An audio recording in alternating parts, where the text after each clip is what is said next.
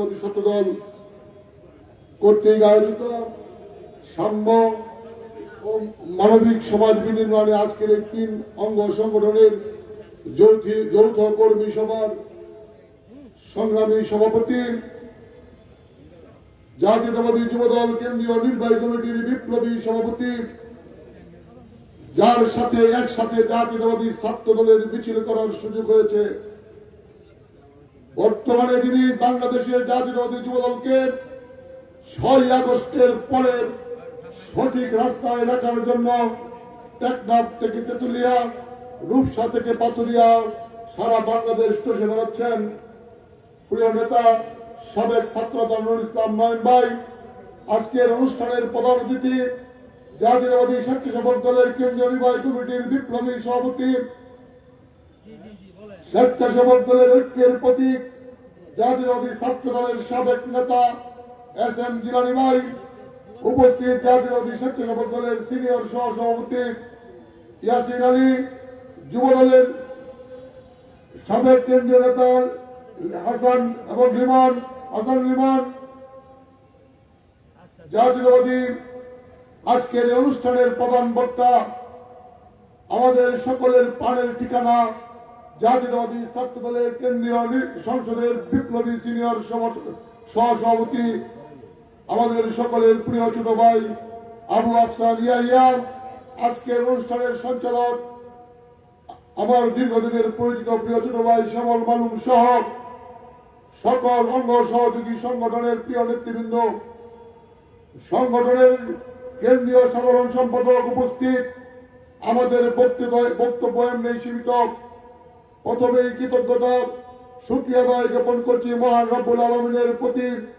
জাতীয়তাবাদী যুবদল করা অবস্থায় উনি আমাকে আরেকটি জায়গায় সম্মান দিয়েছেন, আমি ধন্যবাদ এবং কৃতজ্ঞতা প্রকাশ করছি আমাদের আদর্শিক মা, আমাদের সকলের প্রিয় বিএনপির চেয়ারপারসন দেশনেত্রী বেগম খালেদা জিয়া। আমি ধন্যবাদ এবং কৃতজ্ঞতা প্রকাশ করছি আমাদের প্রিয় নেতা, চলমান মুক্তিযুদ্ধের সর্বাধিনায়ক, যিনি এই দলকে 17 বছর ঐক্যবদ্ধ রাখে একটি প্ল্যাটফর্ম থেকে একটি ঐক্যবদ্ধ আন্দোলন করে হাসিনাকে হেলিকপ্টারে উঠিয়ে দিয়েছেন। আমাদের সেই প্রিয় নেতা বিএনপির ভারপ্রাপ্ত চেয়ারম্যান দেশনায়ক তারেক রহমান। আমি শ্রদ্ধাভরে স্মরণ করি আমাদের আদর্শের জনক, যিনি বাংলাদেশের স্বাধীনতার সঙ্গে, বাংলাদেশের মানচিত্রের সঙ্গে যার নাম জড়িত, যিনি এই বাংলাদেশ সৃষ্টির পিছনে যিনি নিজের জীবন বাজি রেখেছেন, আমাদের আদর্শের জনক শহীদ রাষ্ট্রপতি জিয়াউর রহমানকে আমি শ্রদ্ধাভরে স্মরণ করি। চলমান 17 বছরের এই গণতন্ত্র প্রতিষ্ঠার আন্দোলনে যারা জীবন দিয়ে শহীদ হয়েছেন, যারা এই গণতন্ত্র আন্দোলনে আমাদের যে সকল সহযোগীরা প্রাণ দিয়েছেন, গুম হয়েছেন, আজকের এই সভা থেকে তাদেরকে শ্রদ্ধাভরে স্মরণ করি। আমি এই যে 3 জন ব্যক্তি আজকের এই কর্মশালা অথবা যৌথ কর্মী সভায় বসে আমার মনে হচ্ছিল আজ থেকে প্রায় 2004 সালের দিকে ছাত্র দলের একটি কর্মশালা হয়েছিল দেশনায়ক তারেক রহমানের নেতৃত্বে। সেই কর্মশালায় আজকের অনুষ্ঠানের সভাপতি, আজকের অনুষ্ঠানের প্রধান অতিথি এবং স্বেচ্ছাসেবক দলের সিনিয়র সহসভাপতি ইয়াসিন আলীর সঙ্গে আমারও থাকবার সুযোগ হয়েছিল। সেই দিন উনি কত বড় দার্শনিক ছিলেন, উনি সেই দিন আমাদের বলেছিলেন বাংলাদেশি জাতীয়তাবাদ একদিন ভৌগোলিক ষড়যন্ত্রের কারণে, বিদেশি তরুণের চক্রান্তের কারণে আমাদের বিরুদ্ধে রাষ্ট্রীয় এবং আন্তর্জাতিক চক্রান্ত হবে। যেই চক্রান্তটি গত 17 বছর হয়েছে, 17 বছরে আমাদের সফলতা, আমরা একসঙ্গে থেকেছি, একসঙ্গে আন্দোলন করেছি, সংগ্রাম করেছি। হয়তোবা জাতীয়তাবাদী যুবদলের সভাপতি হিসাবে, অঙ্গ সংগঠনের নেতা হিসাবে এটিও আজকে আমার শেষ সভা হতে পারে। তাই আপনাদের কাছে যারা কেন্দ্রীয় নেতৃবৃন্দ আছেন, আমার 2-3টি পরামর্শ আপনাদের কাছে বিনয়ের সহিত রাখতে চাই। দলের ভিতরে আমরা বিগত দিনে অনেকেই মামলা কেটেছেন, জেল কেটেছেন। 28 অক্টোবরের পরে এই দলের যখন আন্দোলনের ফাইনাল খেলা শুরু হয়েছে, আমার আগে 2 জন বক্তা বলে গিয়েছেন, দয়া করে আপনাদের আপনাদের কাছে আমাদের চাওয়া, লোকাল রাজনীতিতে যারা করে অঙ্গ সংগঠন, তাদের যারা কাজ করে তারা অনেকেই ঢাকা চিনে না, ঢাকায় নেতাদের বাড়িঘর চিনে না।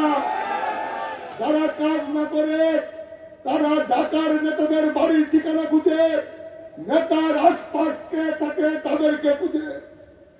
আর যারা কাজ করে তারা রাগ করে ঘরে বসে থাকে, আমি তো কাজ করেছি, দলই আমাকে পথ দিবে।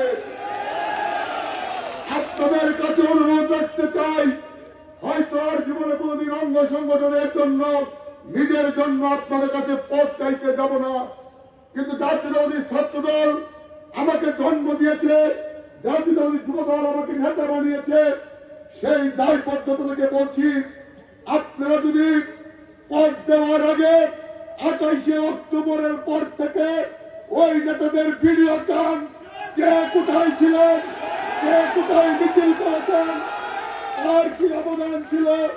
আজকে যে উদ্দেশ্যে আপনাদের এই মিটিং, আমাদের দলের ভিতরে আমরা এখন দেখি যারা এই আন্দোলন সংগ্রামে ছিল তাদের গায়ের কাপড়ে ইস্তারি করা কাপড় নাই, তাদের চেহারা কালো হয়ে গেছে, তারা নতুনদের ধাক্কায় সামনে এসে আর ছবি তুলতে পারে না।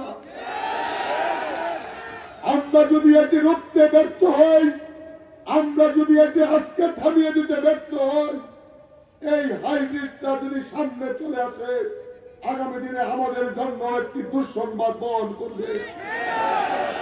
আমি আপনাদেরকে কথা দিচ্ছি, বিএনপির ভারপ্রাপ্ত চেয়ারম্যান দেশনায়ক তারেক রহমান যে দায়িত্ব আমাকে দিয়েছে, আমি 6 আগস্টের পরে কোন বিএনপির সঙ্গে আমি আপোষ করব না।